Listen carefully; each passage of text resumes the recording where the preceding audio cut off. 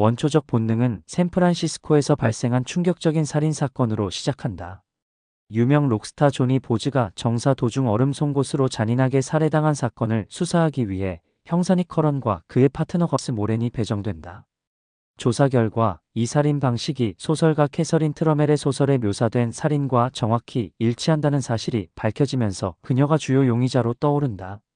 닉과 거스는 캐서린을 만나기 위해 그녀의 별장을 찾아가고 이 자리에서 캐서린은 놀라운 통찰력을 보여준다. 그녀는 형사들이 자신을 제대로 소개하기도 전에 당신이 누구인지 안다며 희생자가 어떻게 죽었는지 묻는다. 간단한 신문 후 캐서린은 자신이 죽이지 않았다며 정식 영장을 가져오라며 형사들을 쫓아낸다. 닉은 캐서린에 대한 조사를 진행하면서 그녀가 심리학을 전공한 부유한 작가라는 사실을 알게 된다. 부모님이 보트 사고로 사망한 후 1억 달러의 유산을 상속받았으며 이전에도 그녀의 정부였던 권투 선수 매니 바스케스가 링 위에서 사망한 사건이 있었다는 점도 발견한다. 캐서린이 경찰서로 연행되어 신문을 받는 과정에서 벌어지는 취조실 장면은 영화사에 길이 남을 명장면이 된다.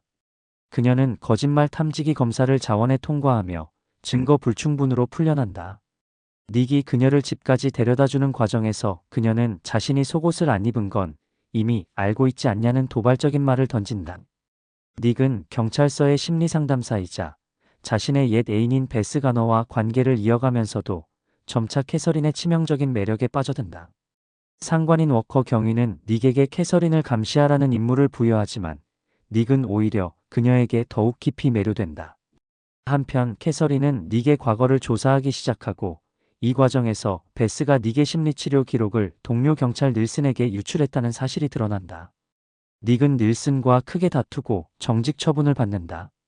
그리고 얼마 후 닐슨이 살해당하는 사건이 발생하면서 닉은 용의자로 의심받지만 결국 무혐의로 풀려난다. 닉은 캐서린과 성인용 클럽에서 만나 육체적 관계를 맺게 된다. 이 사실을 알게 된 닉의 파트너 거스는 크게 화를 내며 캐서린의 주변 사람들이 모두 죽었다는 사실을 상기시키며 닉을 걱정한다. 그 후 닉은 차량에 의한 살인 시도를 받게 되고 범인은 캐서린의 동성애인 록시로 밝혀진다. 록시는 추격 과정에서 사고로 사망하고 닉은 슬퍼하는 캐서린을 위로하러 찾아간다. 이 자리에서 캐서린은 과거 대학 시절 리사 오버맨이라는 여학생이 자신을 스토킹했다고 말한다. 닉은 리사 오버맨이라는 인물을 조사하다가 실제로는 리사 호버맨이라는 이름이었음을 알게 된다. 더 충격적인 사실은 이 리사 호버맨이 바로 닉의 옛 애인이자 심리상담사인 베스 가너라는 것이다. 베스는 결혼으로 성이 바뀌고 이름도 엘리자베스로 바꾸었다고 설명하지만 캐서린은 베스가 자신을 따라다녔다고 주장한 반면 베스는 캐서린이 자신을 따라다녔다고 주장한다. 한편 거스는 캐서린의 주변 인물들을 조사하면서 그녀의 동성애인 록시가 어린 나이에 살인을 저질렀고 캐서린이 교류하는 헤이즐 도킨스라는 여성도 남편을 살해한 전력이 있다는 사실을 발견한다.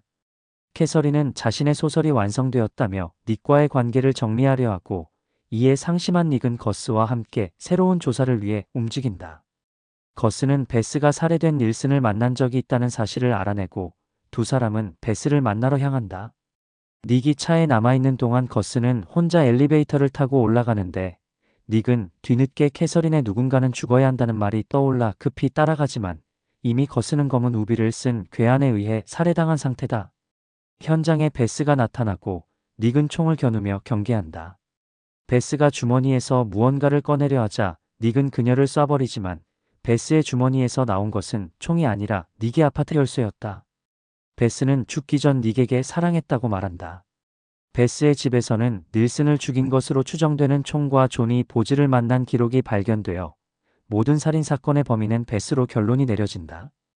닉이 집으로 돌아가자 캐서린이 기다리고 있고 그녀는 자신과 관련된 사람들은 모두 죽는다며 눈물을 흘린다. 영화의 마지막 장면에서 닉은 캐서린과 함께 미래를 꿈꾸지만 카메라는 그들의 침대 아래에 숨겨진 얼음 송곳을 비추며 영화는 끝이 난다.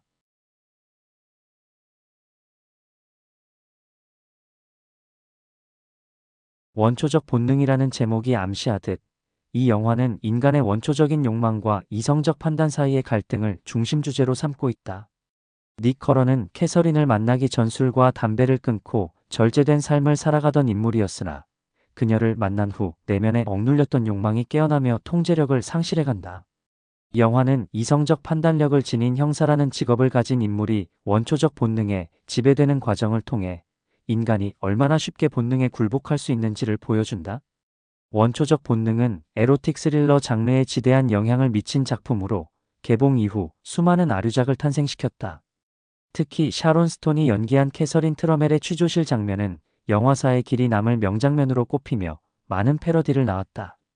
이 영화는 샤론 스톤을 할리우드의 대표적인 섹스 심볼로 만들어 주었으나 이러한 이미지는 그녀가 다양한 역할을 맡는 데 오히려 걸림돌이 되기도 했다. 흥미로운 점은 캐서린 트러멜 역이 원래 킴 베이싱어에게 제안되었으나 그녀가 저급한 작품이라며 거절했고 이후 13명의 배우들이 거절한 뒤에야 샤론 스톤에게 기회가 돌아갔다는 사실이다. 원초적 본능은 누가 진정한 살인자인지를 명확히 밝히지 않는 열린 결말을 택함으로써 관객들에게 해석의 여지를 남긴다. 일반적으로 조니 보즈와 거스 모레는 캐서린이, 마틴 윌슨은 베스가 살해했다는 해석이 지배적이지만 영화는 직접적인 증거를 제시하지 않는다.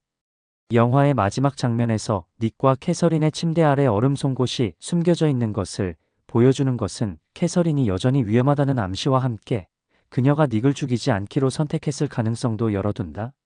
이는 사랑이 원초적 살인 본능보다 강력할 수 있다는 의미를 남긴다.